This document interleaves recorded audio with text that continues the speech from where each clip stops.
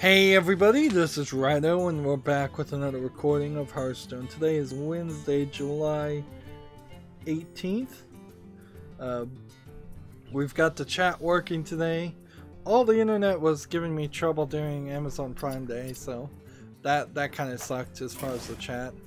Let's see, I can't re-roll anything. I need to get a victory with a priest, and then I can get 2 more victories with a priest or a paladin.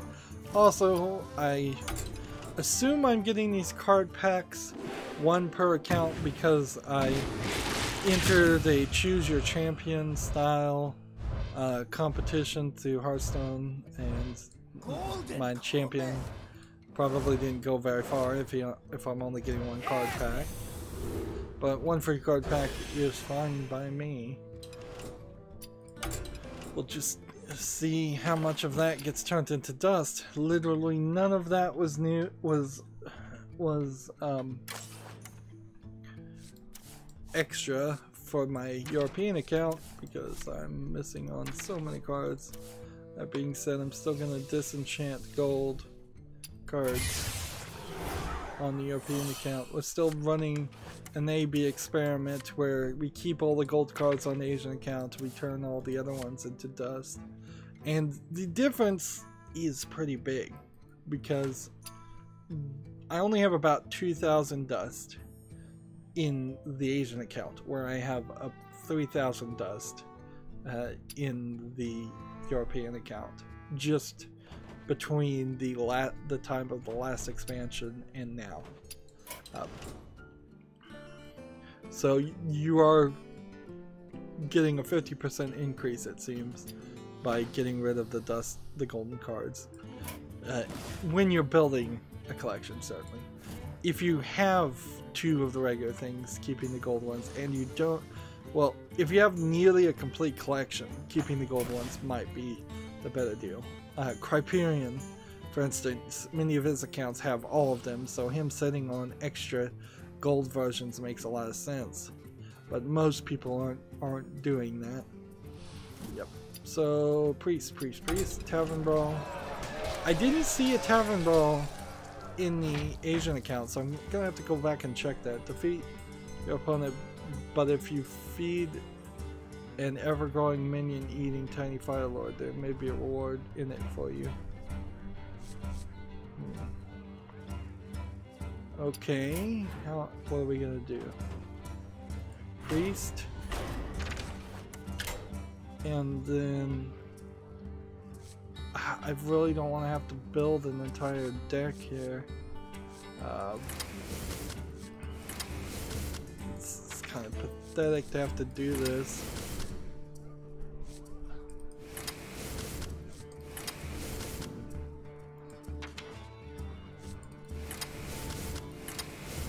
So I'm trying to just build the deck that I was playing on the Asian account.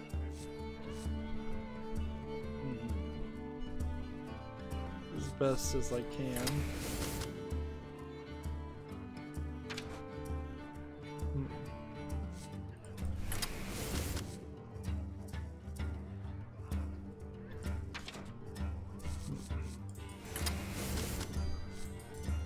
Throw this in there too, and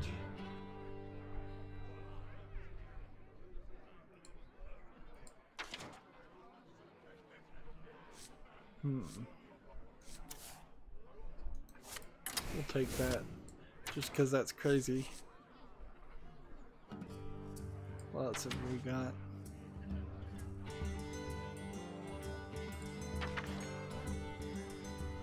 Take these 2 and let's see.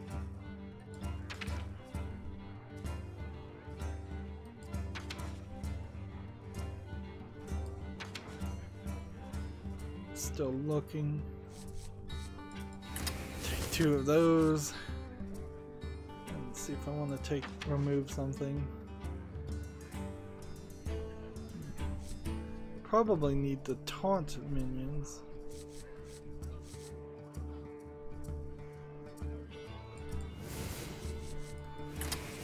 Take 2 of those.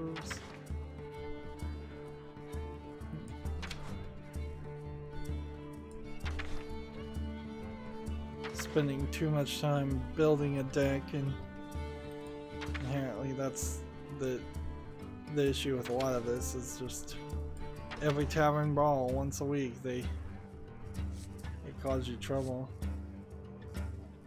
Let's see, let's take those. Those would be better, more useful. And the slime characters would probably be more useful too. Come to think of it, the ones that will destroy. We want one of those, so what are we gonna get rid of?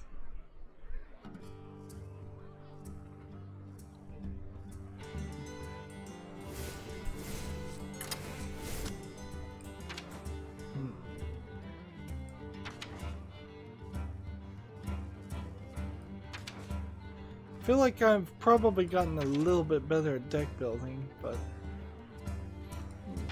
far from calling myself an expert on it. Just a big waste of time, and meanwhile, while all this is going on, let's see.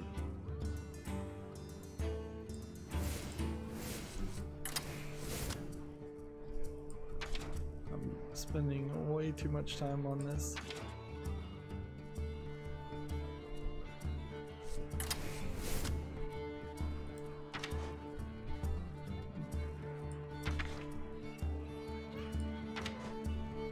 I kind of wish I could throw in a card that would severely help or favorite a card. That's kind of what I would want to do, is if I can favorite one. And see, this is clearly a wild deck that we're playing, because you wouldn't have Prince Malchezaar otherwise. Yeah, if I could just load in a different deck or favorite some of these cards. Whatever, that's close enough, I think.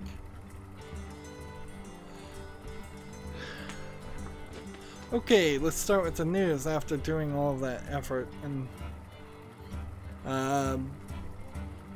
Gamatsu has an article, Darksiders 3 boss fight gameplay.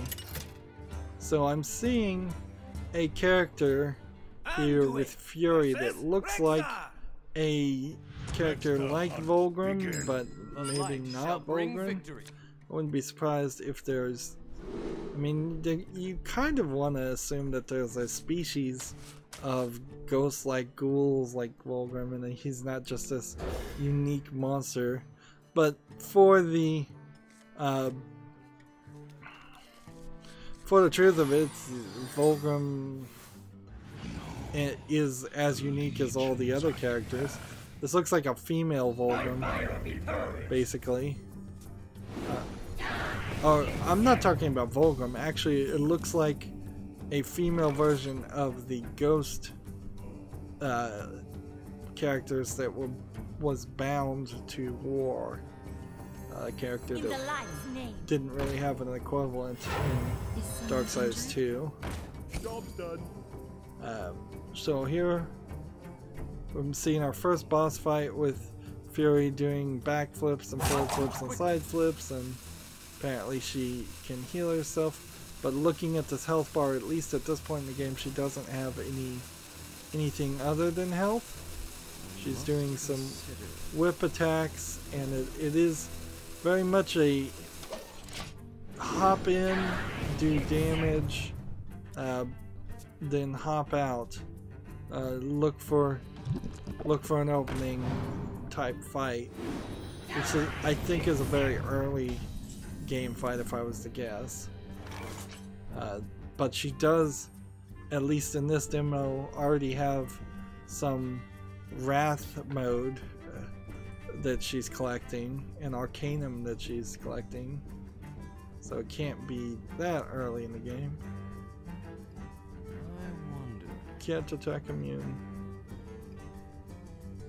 Let's see, mini rag. Interesting. So, at the end of this turn, your burn your enemies randomly.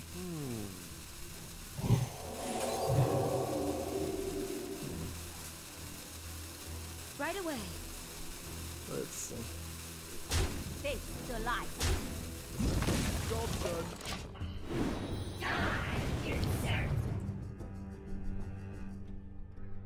Oh. Minirag gains an attack when he incinerates a minion. To my side. Now, my fear in Darksiders 3 was that the fear that the whipping mechanic would be slow. And I'm not really seeing anything here that dissuades that fear. Hopefully, that's just because this is a boss fight, and that there are reasons that make sense there. But in general, this is like still a concern that on day-to-day general grinding, playing as Fury is going to be a slow process, which might equate to there being a less interesting. That didn't work.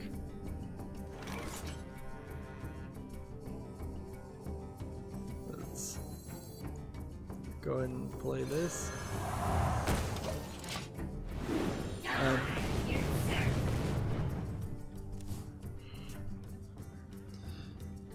We have someone on the chat, so it took me a little bit of time there to see it, who says, hello, sup, Monado1. So, hello, Monado1 on the chat. I'm still very much hyped as far as Darksiders. That's still where I'm at, but I also want to be realistic, and if they come back and say, hey, it's alright, then that's fine. But I also have said if somebody was going to pre-order the deluxe edition so I have all the DLC and stuff when it comes out, I would play Darksiders 3 day one and stream it out as fast as possible. Because I am at that level of hype. Let's see. The right move is, of course, to do this.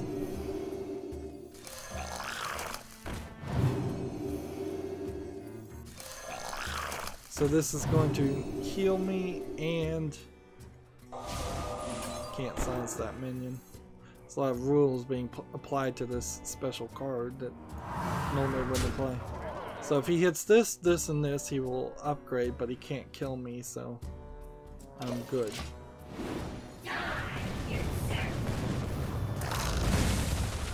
So he now does 8 at the end of this turn, and we win. Well fought. I concede. Well, Minirag kills. Feed the Minirags 10 minions to unlock a new emote. Okay. So I guess we have to play.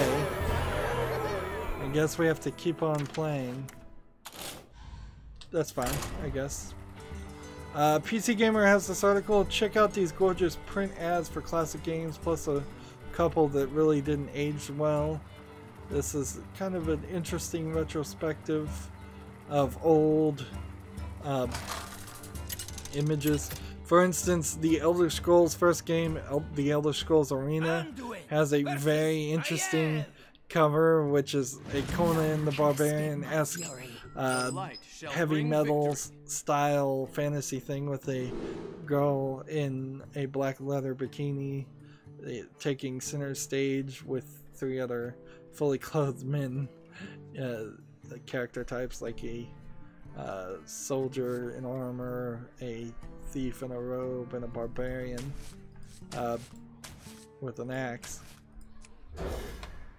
And then Of course, advertisers, this was 1994, advertisers for video games didn't know what they were selling at all. And they were literally just selling it like they would sell alcohol and cigarettes with the sex sales mantra. The Dig from 1995 has pretty good pictures. The Dig is a Steven Spielberg written point-and-click adventure game, I believe from LucasArts, yes, that I've covered. It's rather interesting. And sort of lesser-known game. Really don't have anything else to do, so I assume feeding this guy means feeding him from either side. So if he kills this character, then he gets fed and that counts towards my count, or if he kills this character, he gets fed and that counts towards my count. In the end, I guess it doesn't matter, we just gotta keep on playing. Duke Nukem 3D's art is kind of boring. Star Wars X-Wing, kind of boring. Max Payne. The thing about Max Payne from 2001 is that the graphics at the time would have been considered amazing, but in retrospect they're actually pretty pathetically bad 3D graphics. And that's with photoshopping and touch-up work on them. Metal Gear Solid doesn't look really interesting. Full Throttle's ad is mostly text with no visuals, so that's kind of it. The Beavis and Butthead in Virtual Stupidity from 1995 is probably would catch people's attention, being a Beavis and Butthead game. Like, there's an opportunity here to remake and resell that game. If it's a game set about them being in virtual reality, you could probably make a virtual reality game about it. Interesting. The article writer says that ScumVM recently added support for Beavis and Butthead in Virtual Stupidity. So, I wonder if you can buy this on Steam. Because that would be like one of the rare games that you can't. It's just abandonware, it says. The second link is straight to an abandonware site to download it. Well, okay.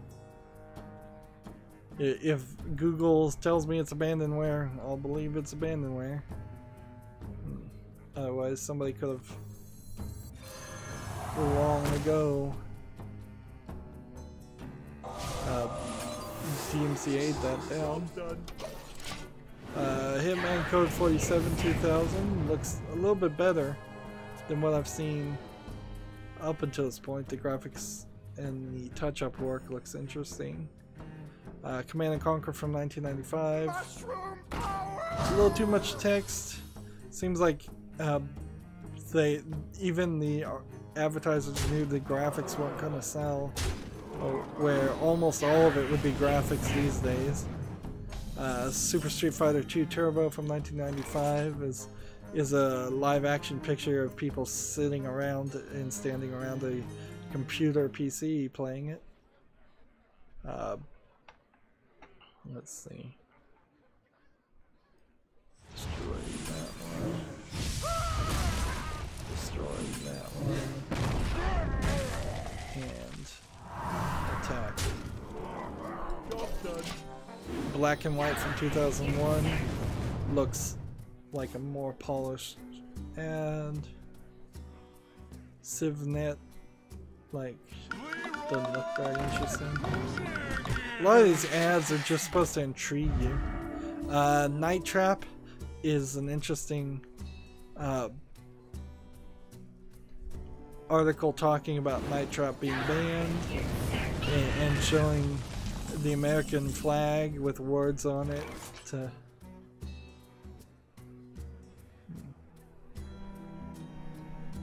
Here's a Microsoft Flight Simulator making fun of 9/11, but I don't understand.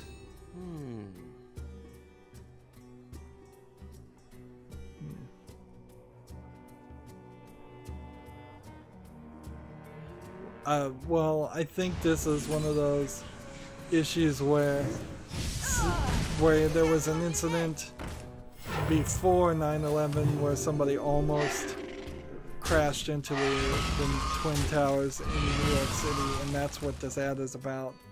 But because I think 9/11 happened in 2001, which would have been 6 years after this ad happened. Not too quickly.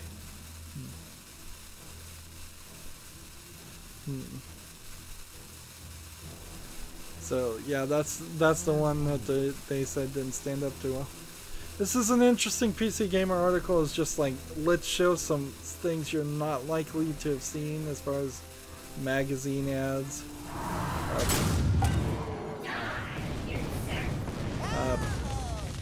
Certainly, very few people had all the magazines that these ads would have been in and have seen this information. This guy's tough. This is the kind of things you'd expect also to be on display at like the National Video Game Museum. Surprisingly, very few of these ads actually do go with the sex sales model. I know part of that certainly was because Sega had already kind of messed that up and made it less than desirable to go in that direction. It had already been criticized for being overly sexual and selling games that were supposedly for kids, like Sonic and such. We've got a game on Steam just called Reveal. Kind of looks like the Talos Principle, or a ripoff of the Talos Principle, and in a sense it's an asset flip, but I like the game Magnetic Case Closed, or Cube. When you decide to make a game that's in this style, if you put the effort into it, alright, so we just got an upgrade.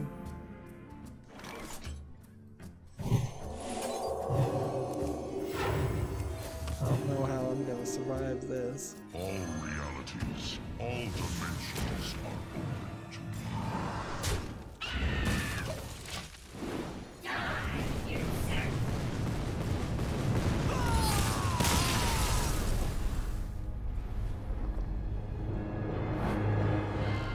You've done it. The first level of fireworks are yours.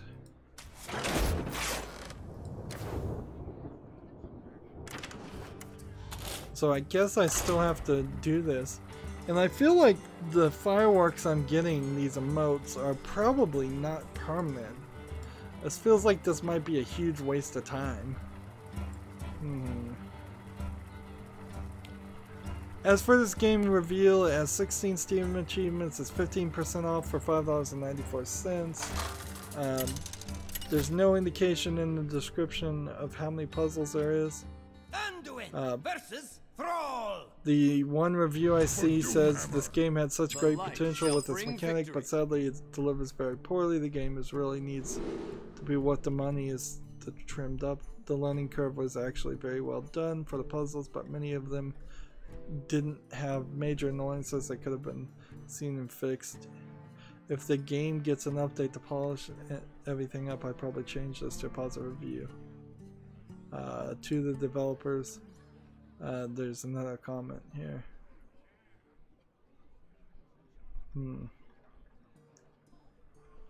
So Reveal does look like it's a game I'd like to keep an eye on.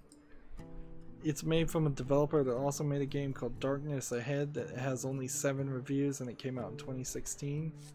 There's definitely feels like there's some unfairness that goes on Steam with some of these games. That being said, Darkness Ahead does suffer from dark screenshot syndrome, so I could also see why only 7 people would review this game. I'm gonna wishlist reveal to keep an eye on it, but I wouldn't be as surprised if by the time the next sale happens it's close to below 50% positive and I remove it at that point. It's really difficult to remove things from the wishlist as it currently works on Steam, then. That's part of the problem. Moving on, PC Gamer has an article, anime and bubble tea inspired this food physics sim. We chat with Noir, N-O-U-R's creator, about his experimental indie game Food Physics and the Joy of Meaning, the Joy of Ramen. Yes, I recall seeing this game, or a demo for this game at least. Let's see. Put this apple on your head. Right away. So I'm not even really trying to win. I need to get a couple victories, but for the most part I'm just trying to play characters that will die and feed him. Let's see.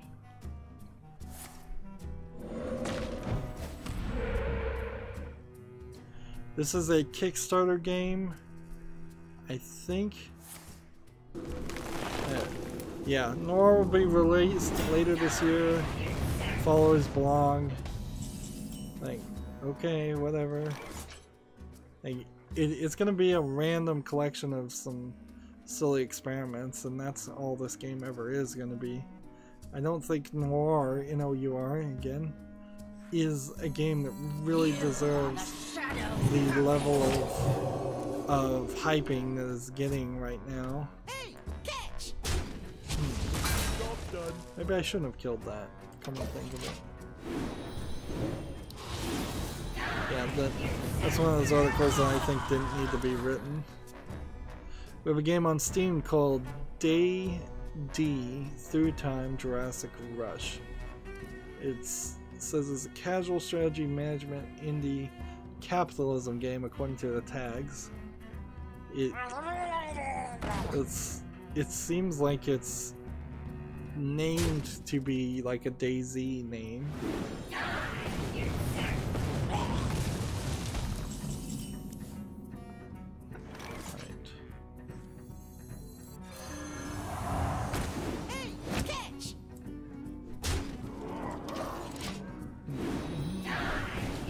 So this looks like one of those management games where you're walking from place to place collecting things.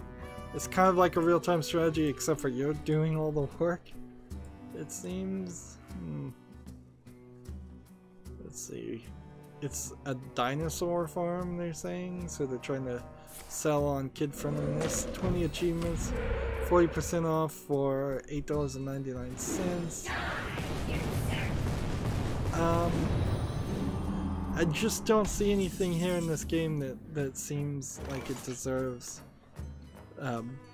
to be promoted, frankly. Like, one of the main issues here is the fact that it's named Day D throughout Teen Time and Jurassic Rush.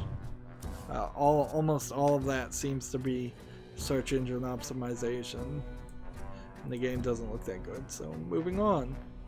Next game we have on Steam is called Naked Sun VR. It says it's an action indie VR according to the tags. Let's see what to do. I'm seeing a trailer.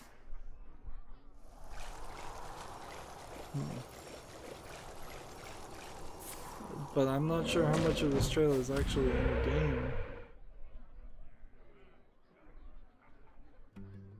Seems like it's a platform shooter game in VR.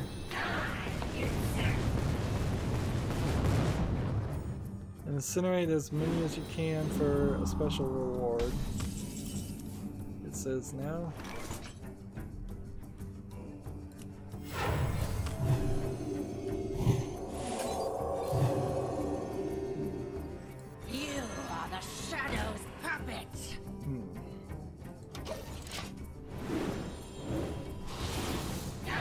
So now I'm seeing what looks like your standard, maybe it's an on-rails shooter game where you're dual gunning it. Honestly, this VR game does look pretty, and it does seem like it is trying a lot more than most VR games to have some movement in a character that really, in the player, where the player really wouldn't have movement. You're just shooting a lot of robots. Let's see. Naked Sun is 30% off for $11.19, which means the price is pretty good. If I had VR, I would recommend this game. I'd recommend checking it out.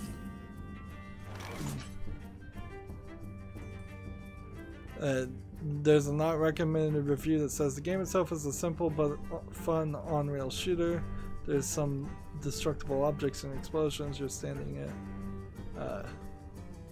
Let's see. However, this person refunded it for being short and short alone, and I guess I kind of get some of that. You know, it's like the game is too short, so I'm not willing to.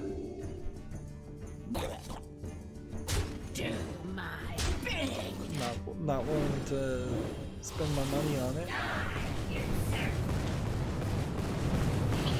I think the idea here is better though. Put some polish in your game and make it an on-the-rails shooter if you're making a shooter for VR. I still don't know if VR is the right way to go. I'm pretty sure it isn't, but if I had VR, I would wishlist Naked Sun. Since I don't, it doesn't really matter.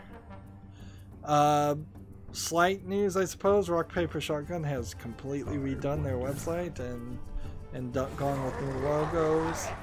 They probably needed it. Their logos were not great looking, but it's really going to come down to the quality of their just the quality of their articles that needs to increase it. So feed your Ragnaros 30 minions to grow your emote.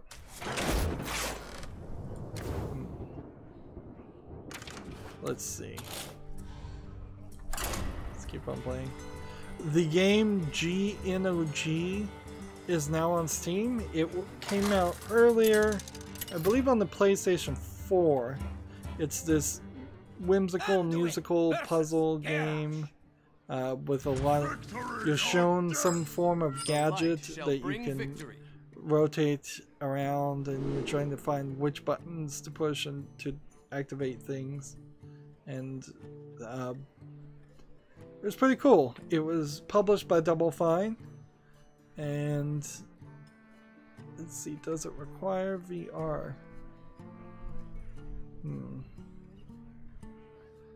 Because it is VR capable. Let's see. And see, frankly, if you're making a VR game or a VR capable game, you kind of have to come back and say you don't need VR, otherwise I'm going to be scared of that.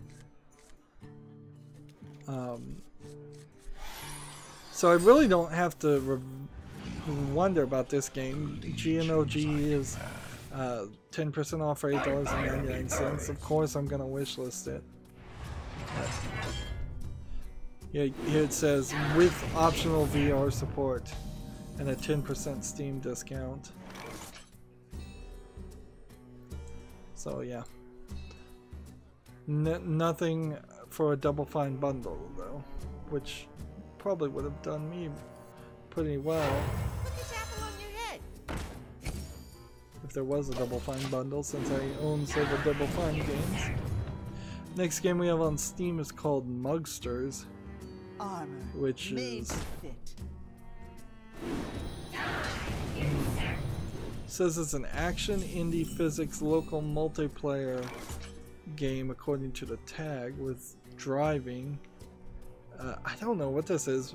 I really can't call it an asset flip, because if it is an asset flip, it's from a collection of assets I've not seen before, but I also can't really tell what it is. It seems like you do a incredibly wide variety of things. Put this apple on your head.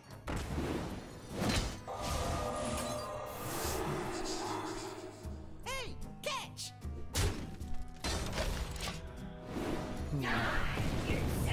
It's from Team 17 Publishing, the publisher of the Worms game. That's an open critic review of 75. It's $14.99. See, what I think the problem here is the single player. The description is, aliens have taken over the planet and enslaved humanity. Only you have the know-how to drive back the dastardly threat. Free your fellow Earthlings and save the world. Yeah, and I guess part of it is you're driving vehicles, and that's where the driving comes from, is your so okay, I think I'm starting to understand what this is now.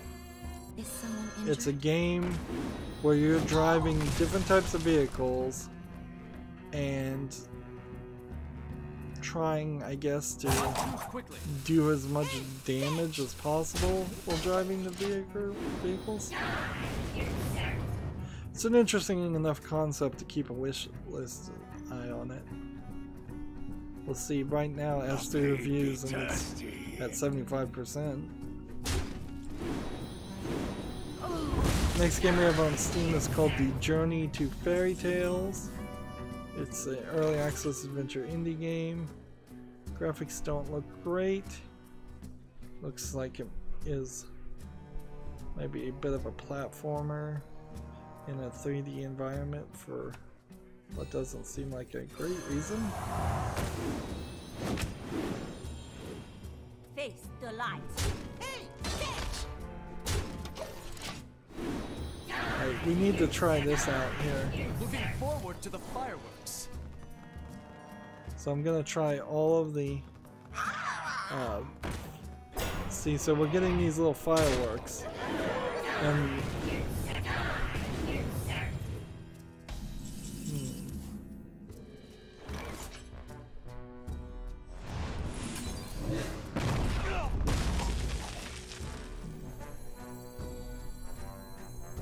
let's see, do we want to play this or do we want to do this?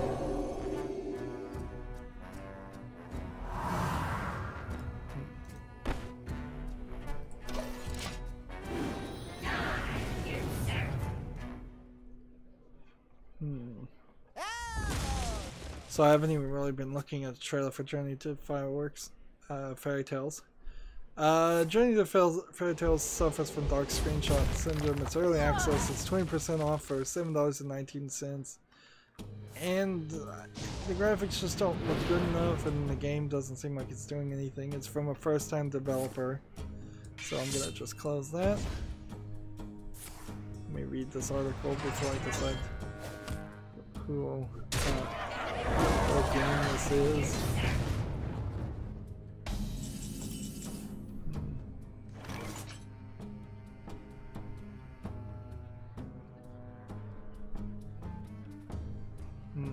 Yeah, this doesn't seem like it's an article actually talking about a video game. Your magic shall not save you. You are the shadow's puppet. PC Gamer has an article. For the first time, Square Enix is releasing a game on Steam exclusively in Japanese. PC gaming is still tiny in Japan compared to the West, but that may be slowly changing. I think it may be changing a little bit faster than slowly. Let's see. Need a card. Play a spell. While we're at it.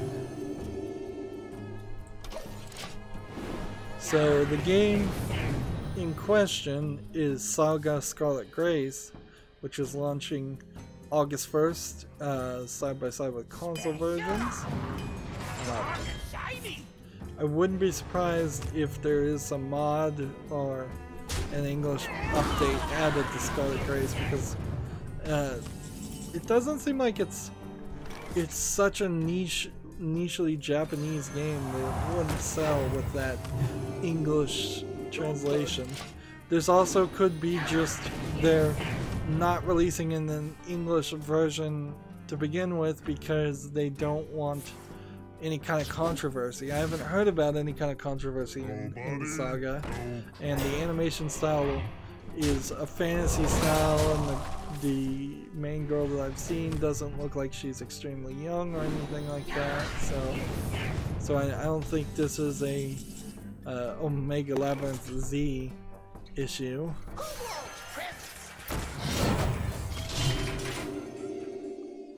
Let's see. By the light. Oops.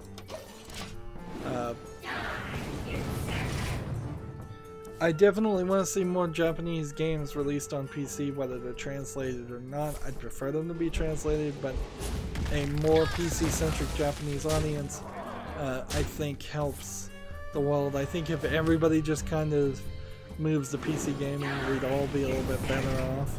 Of course, there's still going to be a need for kids consoles, so I think Nintendo would be fine. By the light. Next article we have PC Gamer fearing a cease and desist from Bethesda. The Fallout New California Mega mod ramps up. If I were them, quote, I would, says one of the modders says. Now here's the thing, Fallout New California recently just changed their name to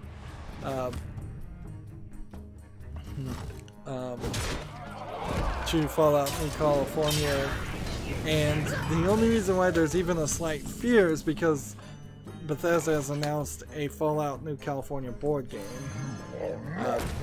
There's a representative from Bethesda who's been commented since I last saw this story. The quote here is, "The great thing about modding is that people can build mods for whatever they want. We don't foresee an issue with this team's work and we wish them well in their development." So apparently there's no real issue there. Although I think they'd probably be better off again changing their name to something that's not in the canon already of Fallout. So if you just say Fallout Lights Dawn or something that's a nonsensical term you would put on something like the third or fourth sequel in a series. Something that Bethesda is not going to likely intentionally name their games. Let's see. Your Gamer has an article. I talked about this earlier. Destiny 2 has added Destiny 1's bounty system today, which I'm not sure if people like the bounties in Destiny 1, but I also don't see any reason why it wouldn't be included. Job's done. In the main game. On the sequel. Let's see, total is 31. Congratulations, enjoy level 2 fireworks insects. I don't know if there's a reason to continue to play this, frankly. Though, after level 2 fireworks. Am I gonna have to go get 60?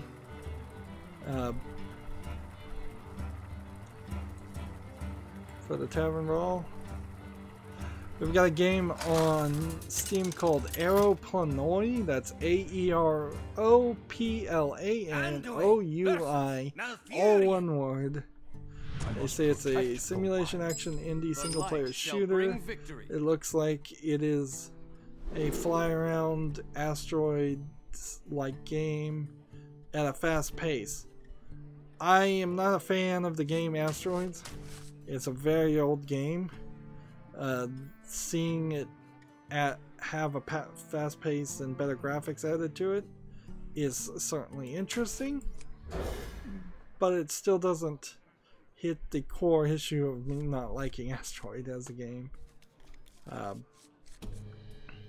So I'm not going to wishlist this game, but I will say it actually looks pretty good if you're interested in a game where you fly around a 2D spaceship in a limited area, shooting down enemies that are going to constantly appear.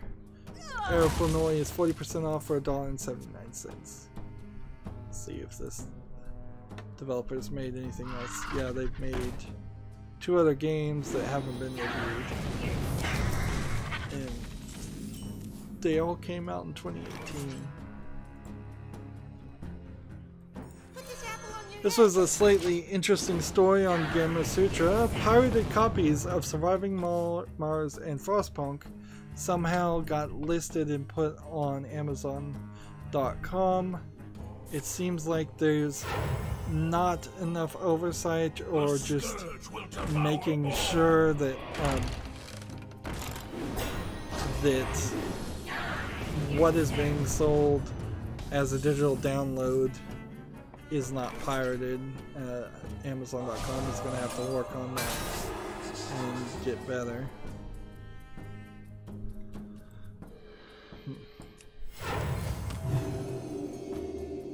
Like, what I heard they did is that they took the good old games versions of them and then put a different launcher around them and put them up for sale on Amazon. Which inherently, that's an argument against the DRM free setup of good old games, and why good old games can never really be the replacement or for Steam is that there's just too many people who have a actual legitimate fear of their games getting pirated without DRM. And that's why Steam's DRM, in general, Steam's part of the DRM is not too bad. Like, people don't really complain about it. Put this apple on your head. Unlike the de novo anti-crack and anti-tamper software, which people complain about all the time. We have another game on Steam called Dead by Death. Not a very imaginative name, certainly. It says it's an indie action adventure RPG Metroidvania game. They're just ticking off all the boxes. The game itself doesn't look horrible, but it's just ever so slightly below a level of quality where I think you could do better with several other Metroidvania games that have come out recently. Also, the question about just how long this game would be. Dead by Death is 15% off for $10.19, and the only thing that I could think is maybe, just maybe, this developer or publisher has something that your magic shall not save you. They've done before that could motivate me to want to wishlist it. Unfortunately, no. They've misspelled their name 3 different ways so that they have a different spelling, it looks like, for the publisher and for the developer. It's in English and simplified Chinese too, so this feels like it might be a cheap Chinese game. Speaking of Chinese games, let me check the language on this one. Yes, English, traditional Chinese, and simplified Chinese. Next game we have is a bunch of Chinese letters, and then Gustavo Kingdom Rebirth, early access. I'm looking at a trailer with kind of a low frame rate, which is concerning. You are not welcome here. So we're starting in a slightly poorly animated dark dungeon with some sort of anime 3D character. 60 minions for your last emote. So thank goodness it told me that. And then it's jumping between one scene where the character is tied up in chains and a prisoner outfit, and then there's another character who's in a who has like swords, a sword outfit. If this was more polished, I kind of want to play this game just for its craziness.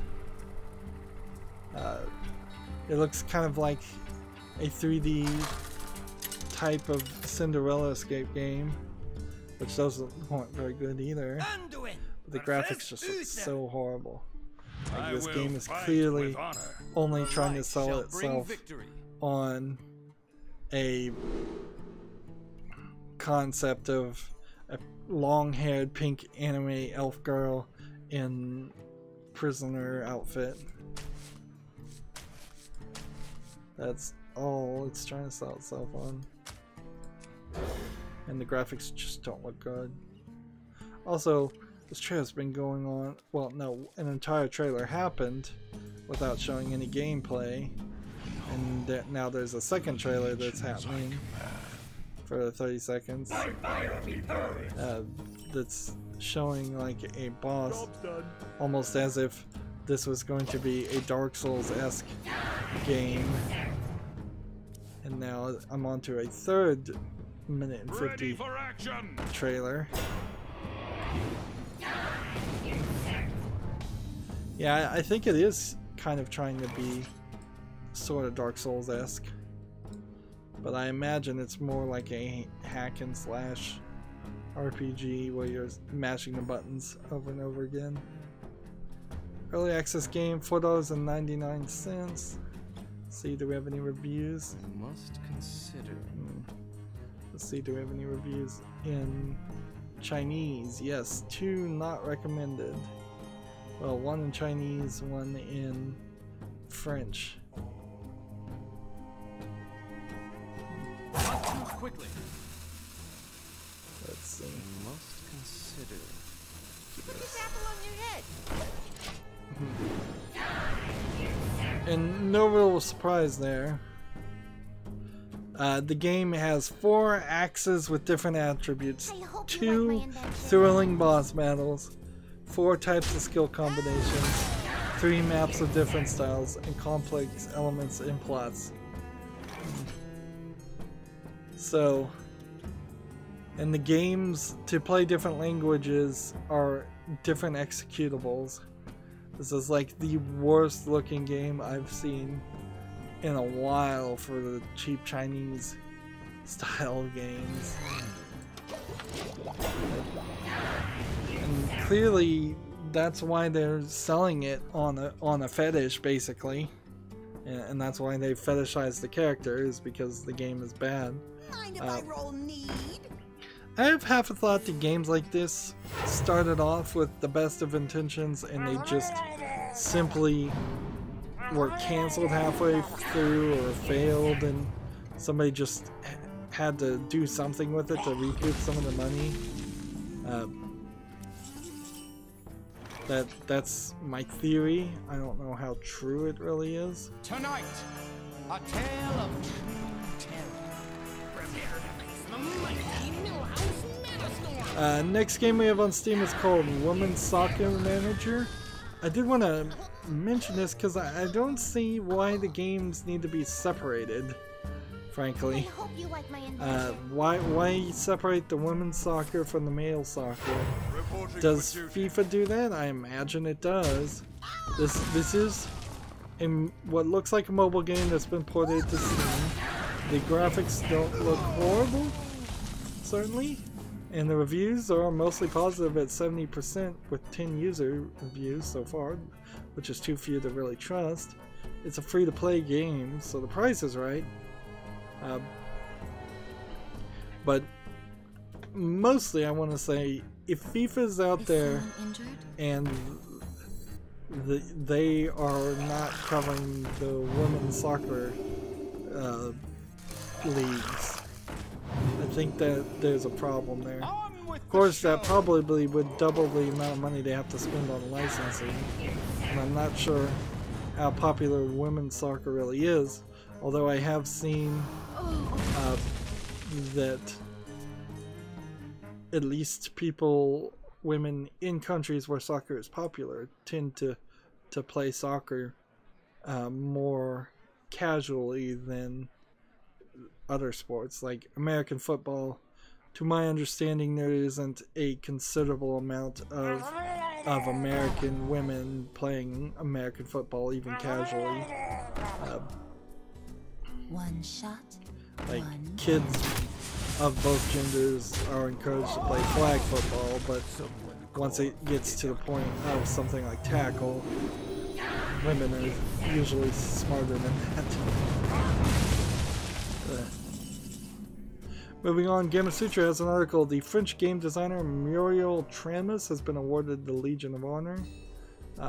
Let's see what games.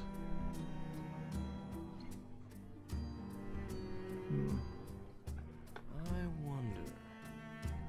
What games? All realities, all dimensions are open to The only other game industry personality to receive this accolade is the Quantic Dreams founder David Cage. I've heard at least, I think, 2 different podcasts talk about the latest David Cage game, and basically saying it was awful. But Reporting for duty. all his games seem to sell pretty well, so whatever he's doing seems to get him sales. So I don't know why you would want to change that. Are the Shadow's puppets.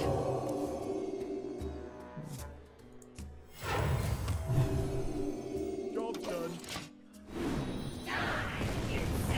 She worked on various titles, including 3 popular puzzle franchises, including Goblins, and the risque efforts such as the Erotic Throws, Emmanuel, and Fascination. So, no, it's not. Reporting for duty. Is that how you spell Emmanuel? E-M-M-A-N-U-E-L-L-E. Emmanuel film.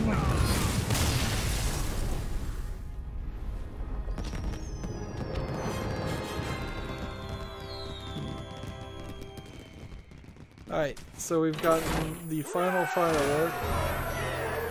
So there's no reason to continue here on this daily quest. Let's open our thing.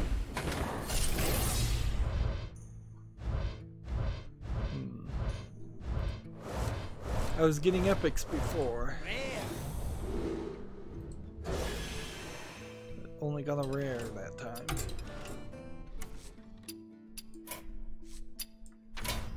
So 5 get turned into 40 dust. There's never been an instance where turning something into dust gave you double the amount of dust. I'm gonna play a little bit longer. I know it's been an hour, but I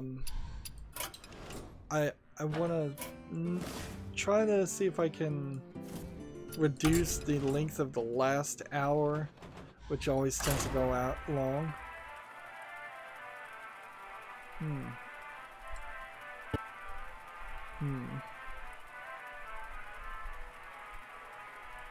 Okay, so before she was a video game designer, she worked on movies, and those are the movies that she made. Uther versus Jaina. You asked for it. I will fight with honor. She made a game called Me Willow and a slave rebellion game called Freedom Rebels in the Darkness. So I've never heard of this lady Muriel Tramis, and I think what the issue here is so many of these awards that are given out to kind of artsy fartsy people by artsy fartsy people, and by just not doing the generic thing. Like, whoever was the game designer for Halo probably never got an award for Halo. Whoever was the game designer for Borderlands probably didn't get an award for making Borderlands from this type of awards coming. And so, yeah, I could certainly see it, some of it being French too. It's like having artsy, dramatic stories appeals to the French audience a lot more than making a standard, more accessible video game. So, even in this article, after leaving a company called Cocktail, C-O-K-T-E-L, in 2003, Tramis flew under the radar for some time, but recently returned to the foreground, I imagine, in the hopes of crowdfunding a remake of Muello to celebrate its 30th anniversary. Well, unfortunately, the campaign failed to gain any traction. So I'm gonna look at this teaser trailer.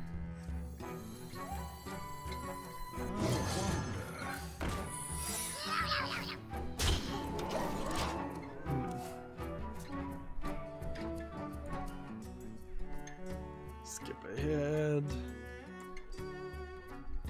And see, this adventure game looks like one of those hidden object games where there's stationary images and the camera's panning around.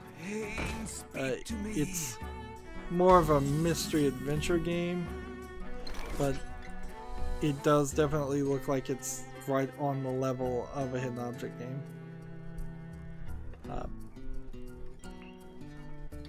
So kind of not as well known as the article would indicate. Your magic shall not save you.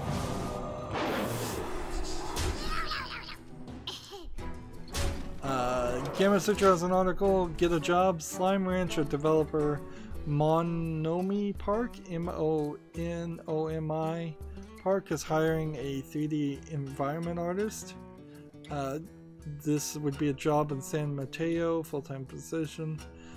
It makes me wonder if we're going to see some DLC or expansion on Slime Rancher, which would be nice, or if they're going to make a different game completely. I think Slime Rancher was a big enough experience to definitely deserve a sequel or a continuation of some sort.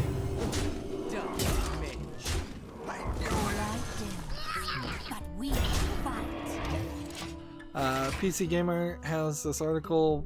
The PC category accounted for 5% of Amazon's record Prime Day item sales. Amazon Prime during Prime Day made a lot of money for little effort. Frankly, a lot of people suckered in, perhaps myself included. I wonder. And inherently, this is like, while Prime Day was going on, some of the employees were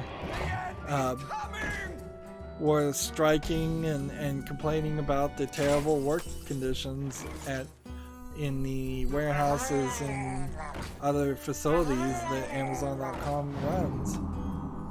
So you also have to take that information into account also. Do I have enough? Die, mage. Yes, I do. Justice. We've got a game on Steam called Type Defense, which is a typing game and tower defense combined. The graphics don't look great. Looks like something from MS Paint, maybe slightly better than that. It's 15% off for 84 cents. No thank you. Although the concept's not terrible, frankly. It's not the worst concept ever in the world as far as trying to make a typing game, but it's just not got any polish to it. Reporting for duty. PC Gamer has an article. The Calling 2 is being closed down and the original will be rebooted and free to play. The Calling Day 1 will take Expanse Battle Royale game back to its first day of early access release. So, like, in a weird way, this is kind of just them changing their name and trying again. It seems like maybe this will satisfy some players that might have been interested in playing the Calling 1 or 2, but I also I'm surprised that they're even spending this effort when I was thinking they were probably already well on their way to just going bankrupt. So I anxiously look forward to seeing how people respond to this new news. Certainly people on the internet love to feel like they're being listened to. That is definitely the case, but I don't know if that's enough. PC Gamer has a different article. Western Digital is shutting down a major hard drive factory to focus on SSDs. As somebody who still needs a lot of hard drives, that's kind of a shame, but also I would like to see SSDs get bigger in size and cheaper. I have no special love for hard drives. I just am questioning whether an SSD can hit the 6, 8, 12 terabyte range and be a reasonable price in the next couple decade or so. I'd like it to be in the next decade because I feel like a regular hard drive will hit those levels of space, although it's getting harder and harder to justify making even a 6 terabyte hard drive when so few people actually use that. Moving on, PC Gamer has an article. A different New Vegas mod uses Dead Money's toxic gas to create some very lethal grenades. And PC Gamer talking about Fallout mods, which is kind of weird, particularly when you're talking about Fallout New Vegas mods. Feels like PC Gamer might be a little obsessed with Fallout New Vegas. We've got a game on Steam called Forgotten World. It says it's an RPG action-adventure strategy game. I can already tell it's probably too late for me to even try to record Remember Me. I'm still also very much suffering from just a inconsistent sleep schedule. So I'm waking up and mostly just browsing the internet and goofing around and never finding even an hour or two to actually record. I feel like by the time we get to December 30th at the end of the year, part of my year in review video is going to be I'm going to get rid of one more time slot and literally just have 3 time slots. One that cycles between kids games and point and click adventure games, and one that cycles between AA and AAA games. And anything single A is probably going to be in the point and click adventure experience. We're still struggling to get victories even now. We need a paladin and priest victory, and we'll get that in the next recording. As for this game Forgotten World, it's an RPG Maker clone. English language is not supported anyway, so I'll just close that. I'm not sure if I even have if I'm gonna go a whole hour next recording, but we'll see. That's gonna be it for this recording. As always, I ask you to like, share, subscribe, comment, and watch every second of my videos. If you want a friend or follow me on any social media sites, there's a whole bunch of links down below in the description box. Thank you for watching. Have a good evening.